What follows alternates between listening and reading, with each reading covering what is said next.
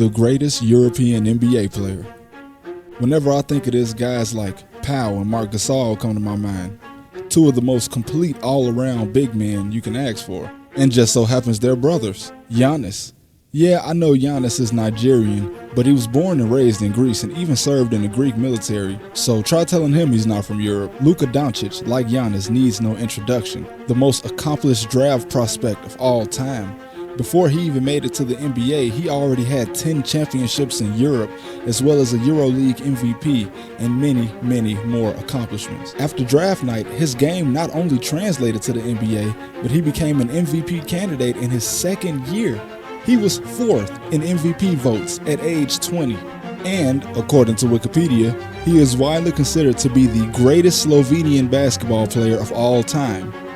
Way to represent for your country. And also, if you can't name any other Slovenian basketball players, it's because of Russia, or more specifically, the Soviet Union, which just so happens to be the birthplace of one of the greatest what-if stories in NBA history, Arvydas Sabonis.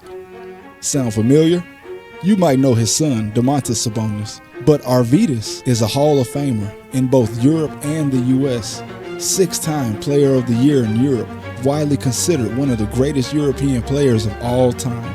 But you don't know him because even though he was drafted in 1985, the tension between the United States and the Soviet Union during the Cold War meant that the Soviet Union wouldn't allow him to play in the United States until 10 years after he was drafted. Arvydas Sabonis of the Soviet Union.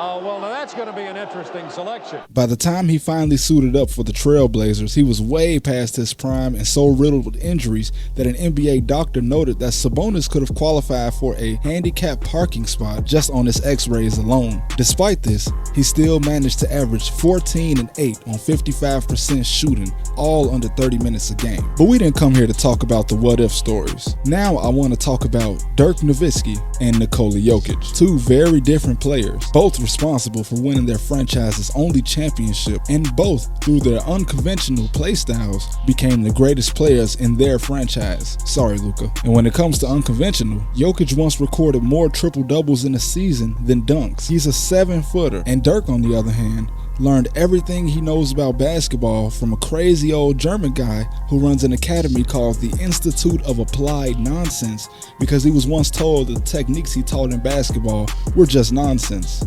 But this doesn't look like nonsense to me, at least not the kind they were talking about. Dirk was unguardable due to his combination of size and footwork. Luka has the ability to just have a 60-point, 20-rebound triple-double on any given night.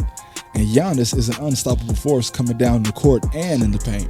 But Giannis is a terrible shooter, and since it's not 2005 anymore, that's a problem.